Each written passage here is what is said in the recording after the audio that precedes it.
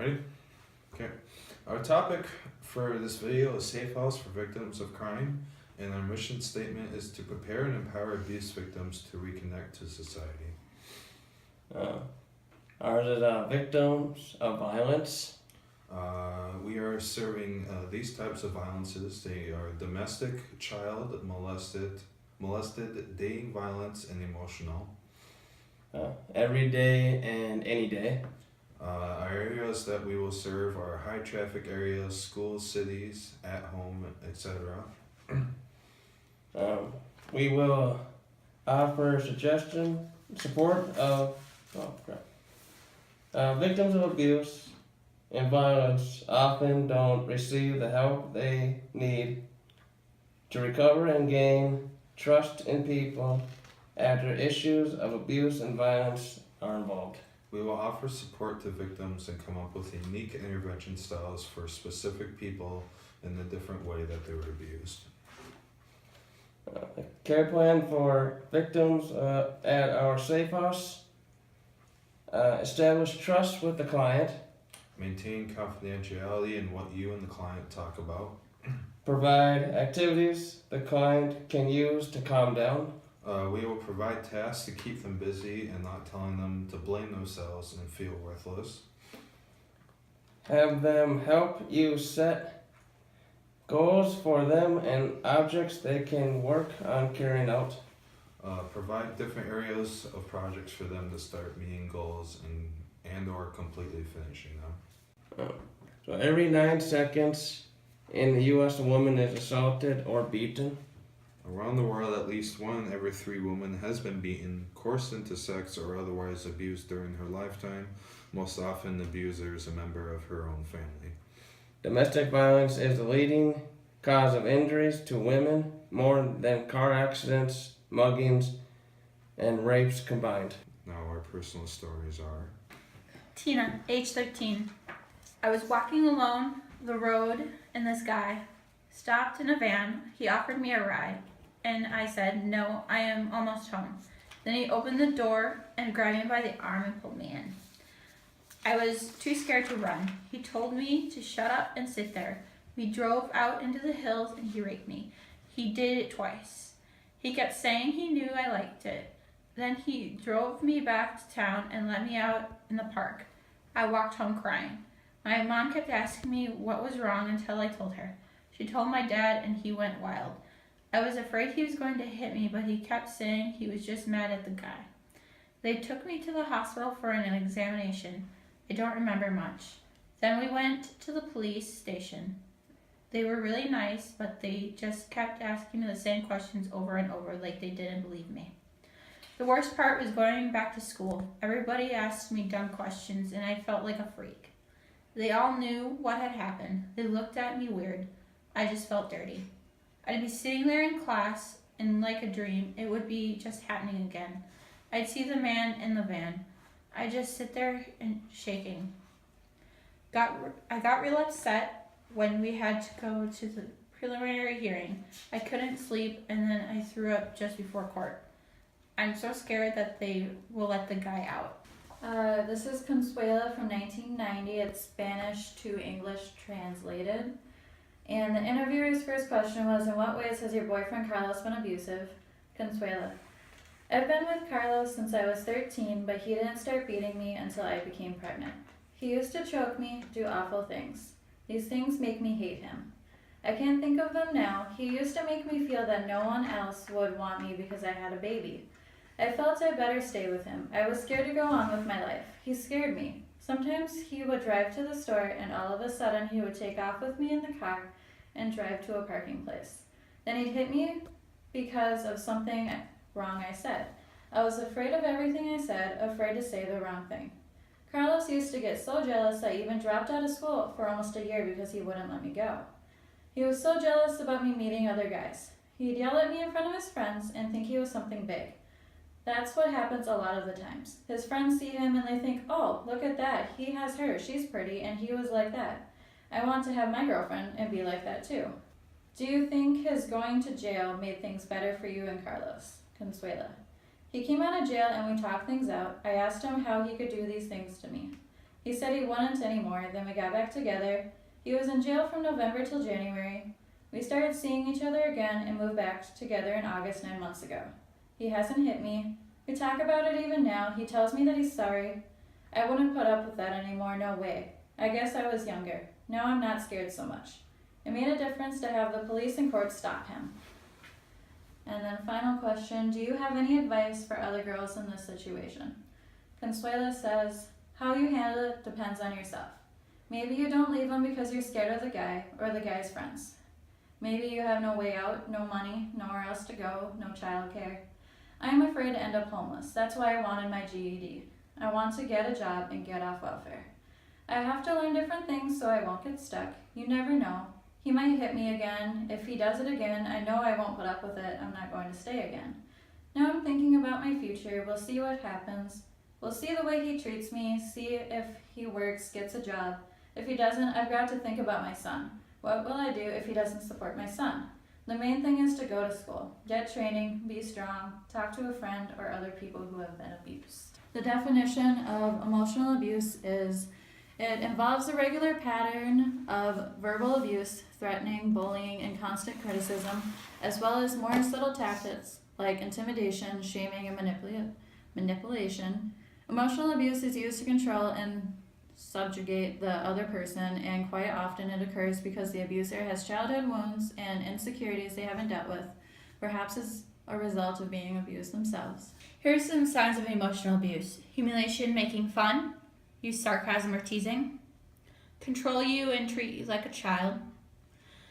They make you feel that they are right and you are wrong, blame things on you that you know is not true, intolerant of lack of respect, repeatedly cross boundaries, don't show empathy or compassion, share personal information with others, make subtle threats or negative remarks with the intent to frighten or control you. Nearly half of all women and men in the United States have experienced psychological aggression by an intimate partner in their lifetime, which is about 48.4% and 48.8% respectively. Females ages 18 to 24 and 25 to 34 generally experience the highest rates of intimate partner violence. From 1994 to 2010, about 4 in 5 victims of intimate partner violence were female. Most female victims of intimate partner violence were previously victimized by the same offender, including 77% of females ages 18 to 24, 76% of females ages 25 to 34, and 81% of females ages 35 to 49.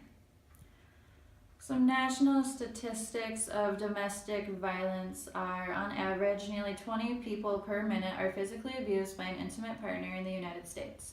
During 1 year, this equates to more than 10 million women and men. 1 in 3 women and 1 in 4 men have been victims of some form of physical violence by an intimate partner within their lifetime. 1 in 5 women and 1 in 7 men have been victims of severe physical violence by an intimate partner in their lifetime. And 1 in 7 and 1 in 18 men have been stalked by an intimate partner during their lifetime to the point where they felt very scared.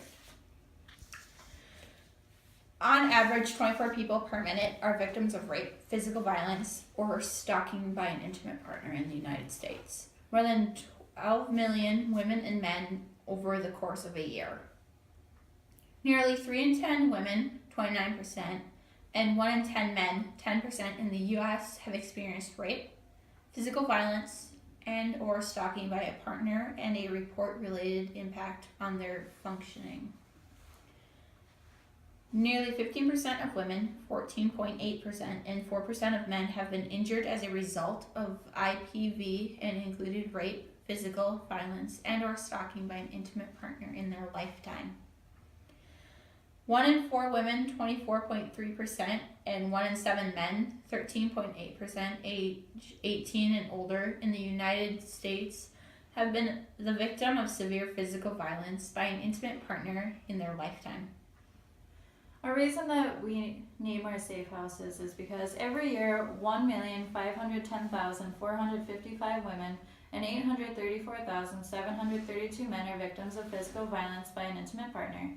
That means that every 37.8 seconds, somewhere in America, a man is battered. Every 20.9 seconds, somewhere in America, a woman is battered. 6 children in every classroom witness domestic violence, and 4 of these 6 children are direct victims of abuse and or neglect. Studies show that child abuse occurs in 30 to 60% of family violence cases that involve families with children. It is estimated that 3.3 to 10 million children in the United States witness domestic violence in their home yearly. Some domestic violence statistics. Every 9 seconds in the U.S., a woman is assaulted or beaten. Domestic violence is the leading cause of injuries to women, more than car accidents, mugging, and rapes combined. Studies suggest that up to 10 million children witnesses some form of domestic violence annually. Nearly 1 in 5 teenage girls who have been in a relationship said a boyfriend threatened violence or self-harm if presented with a breakup. Every day in the U.S., more than 3 women are murdered by their husbands or boyfriends. Men who as children witnessed their parents' domestic violence were twice as likely to abuse their own wives than sons of non-violent parents. Couple stats in homicide, or a stat from homicide: 72% of all murder-suicides involved an intimate partner, and 94% of the victims of these murder-suicides are female. Some statistics in children and domestic violence. 1 in 15 children are exposed to intimate partner violence each year, and 90% of these children are eyewitnesses to this violence. Its impact on economically, between 2003 and 2008, 142 women were murdered in the workplace by their abuser, and 78% of women killed in the workplace during this time frame. The physical and mental impact. Studies suggest that there is a relationship between intimate partners, violence, and depression and suicidal behavior. On a typical day, there are more than 20,000 phone calls placed to domestic violence hotlines nationwide. The presence of a gun in a domestic violence situation increases the risk of homicide by 500%. Only 34% of people who are injured by intimate partners receive medical care for their injuries. 1 in 5 women and 1 in 71 men in the United States have been raped in their lifetime.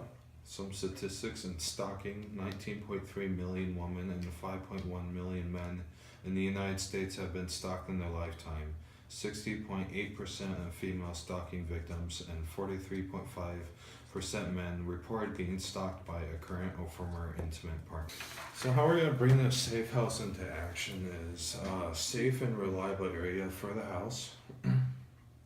A fully stocked apartment/house. We will not put it near a prison or a jail. Include furniture in the home. We will have the kitchen stocked with food and necessities. Clothing of any size. It will be located in a normal neighborhood with normal people in said location. Hiding spots. There will be video and audio recorders throughout the whole home. Weapons hidden. We will have communication equipment such as cell phones and computers. Have an apartment in a common area near major highways. From the well-being book, a quality that distinguishes near-perfect communities from the rest of the general openness to all types of people regardless of race, heritage, age, or sexual orientation. People who make profound contributions to community organizations usually have an emotional tie to the organization's mission or cause. People with high community well-being feel safe and secure when they live. They take pride in their community and they believe it is headed in the right direction. This often results in wanting to give back and make a lasting contribution to society. And also those with a vested personally stake actually have more to offer because of all the knowledge and personal mission. And that is our project. 17 minutes later.